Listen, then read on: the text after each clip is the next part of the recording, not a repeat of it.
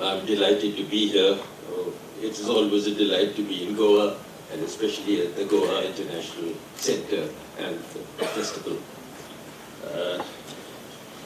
My topic is going to be poetry and belonging. That's what I thought. Though these days I'm masquerading as a novelist rather than a poet. Poetry and belonging. Of Constantine Cavafy, the Greek poet who spent his life in Alexandria, it was famously said that he stood at an angle to the universe. In a lesser way, we can say this about most creative writers. Where does a poet situate himself or herself in this universe? Where does he belong? To the dust and tarmac of the street, to his fits of depression, or the tunnel of the self, where he talks to himself and no one else? Derek Walcott said, and I'm quoting him, "We feel safest when we go inside ourselves and find home." To whom does the poet belong? To words, rhythm, melody, rhyme? Does he or his poetry belong to other poets? Poets are writing to other poets far too often, mea culpa. Does he belong to emotions, especially love? Or does he find a birth with some cause, dissent?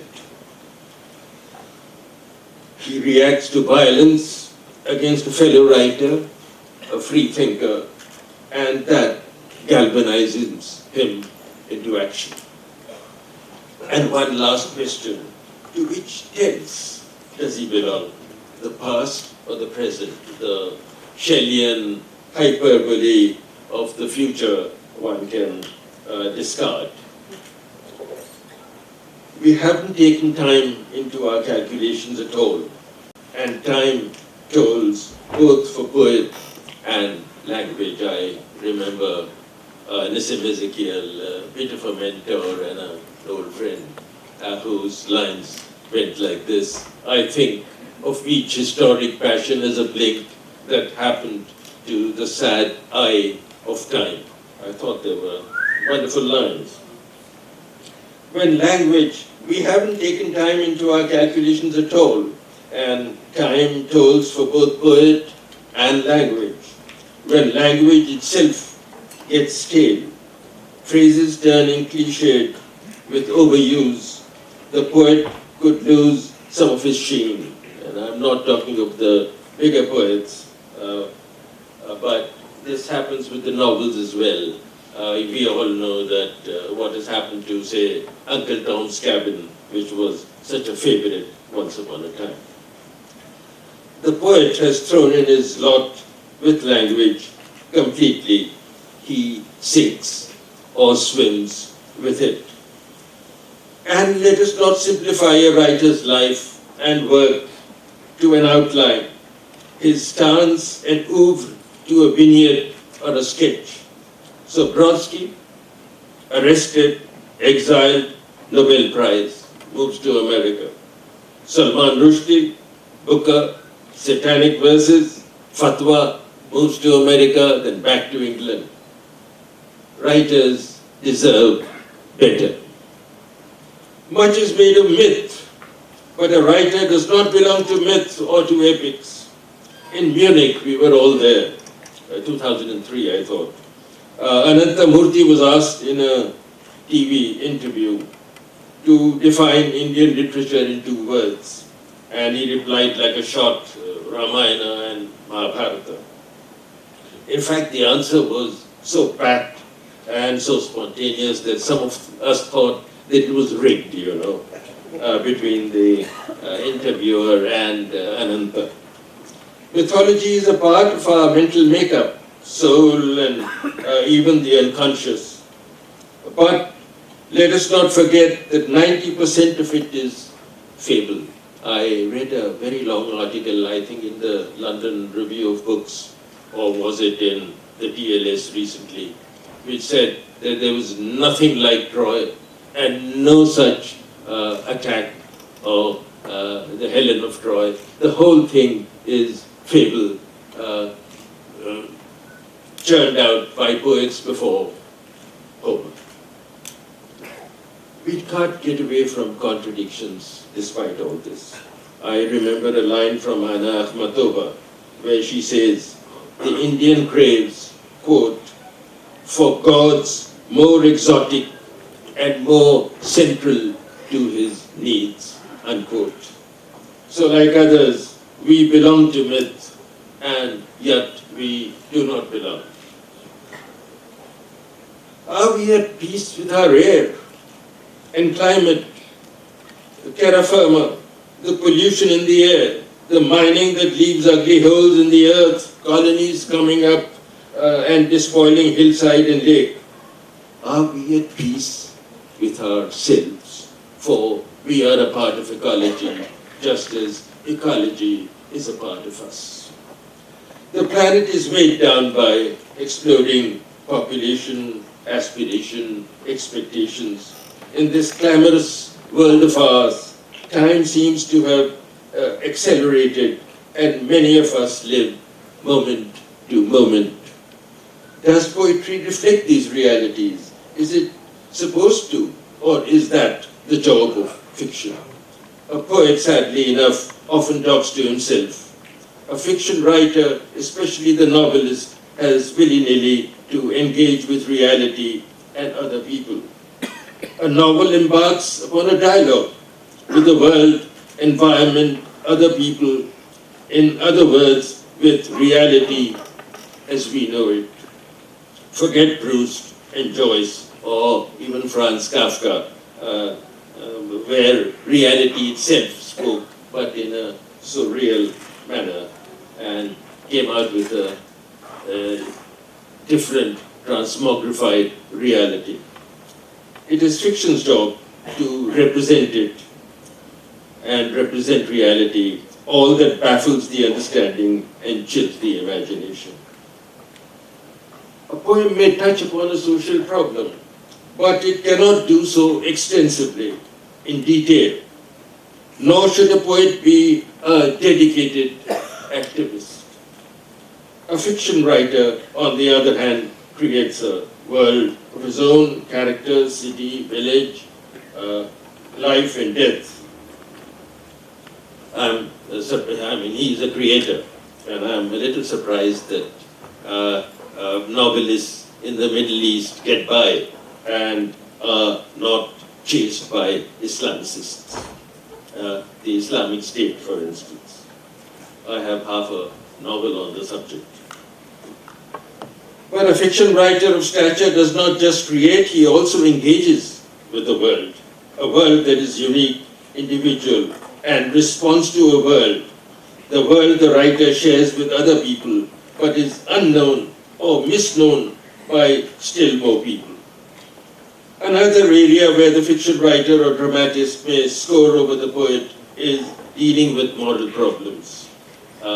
Because the poet lacks the space, he is constricted by space itself. Though people like Dante and Milton and of course Homer and Vyasa solve and attack these moral problems. And poetry is also a voyage. Why can't we think of literature as a voyage? Look at drama, look at any play of Shakespeare, how it starts and how the destinies unfold. You know, take Karnad's Tughlaq or Sakharam Binder or Ghasiram Kotwal or Vijay Tendulkar or any big dramatist. Poetry, even more than other genres, can be likened to a voyage, and we could think of it as such. Urdu poetry is, of course, obsessed with manzil, the destination. Half of poetry comes through reverie and rumination. Isn't reverie a journey of the mind? Moving from thought to thought, memory to memory, regret to regret, and later from dream to dream. And sometime or the other, a good poet moves or is tempted to move beyond reality. It is the compulsion of the art, an inner urge that propels him beyond the tangible world of wood and stone and walls.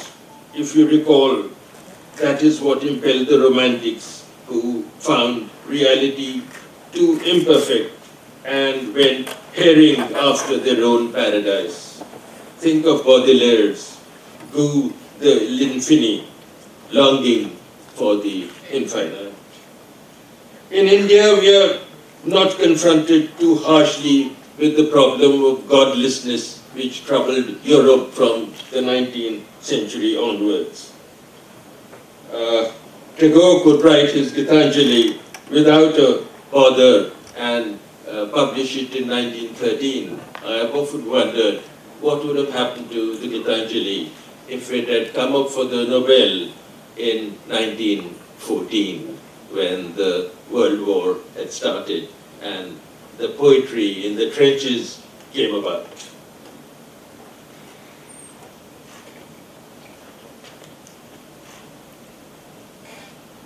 In poem Saturnians, Verlaine has a very interesting passage.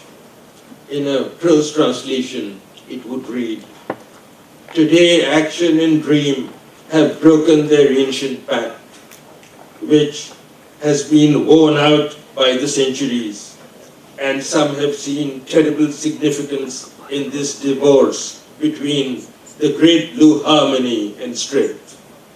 The world which their profound words have troubled," he's talking about writers, "the world which their profound words have troubled banishes them. They in turn banish the world." Finally, where do we poets and writers belong? Firstly, to our times, this decade and century, to the good things, of course, advances in medicine, jet travel, internet, globalization, and the bad, wars, atrocities, Boko Haram, and the IS, 9/11, 26/11, 13/11, New York and Mumbai, Paris and Beirut, and pesticide in our groundwater and pollution in the air. Secondly, we belong to a language. I belong to English and am not ashamed to say so. Lastly, a time comes when a writer has to stand up. We need to stand up against violence of any kind, especially against writers, and we must stand up for thought, free thought, rational thought, divorced from superstition, taboo and touch, and the mumbo-jumbo of Rahu and Ketu and Godman. Paris and what has happened there has affected many. Here is a poem by a lady called Karuna Ezra Parekh, which has gone viral over the internet. The poem got, I'm told, 150,000 hits after what had happened in Paris. It troubled her that Beirut, where her father grew up, was ignored by the world, while Paris got all the attention. And I'm going to read this short poem of hers. It is not Paris we should pray for. It is the world. It is a world in which Beirut, reeling from bombings 2 days before Paris, is not covered in the press. A world in which bombs go off at a funeral in Baghdad, and not one person's status update says Baghdad, because not one white person died in that fire. Pray for the world that blames a refugee crisis for a terrorist attack, that does not pause to differentiate between the attacker and the person running from the very same thing you are. Pray for the world where people walking across countries for months, their only belongings upon their backs, are told they have no place to go. Say a prayer for Paris by all means, but pray more for the world that does not have a prayer, for those who do not have a home to defend, for a world that is falling apart in all corners, and not simply in the towers and cafes we find so familiar. Thank you.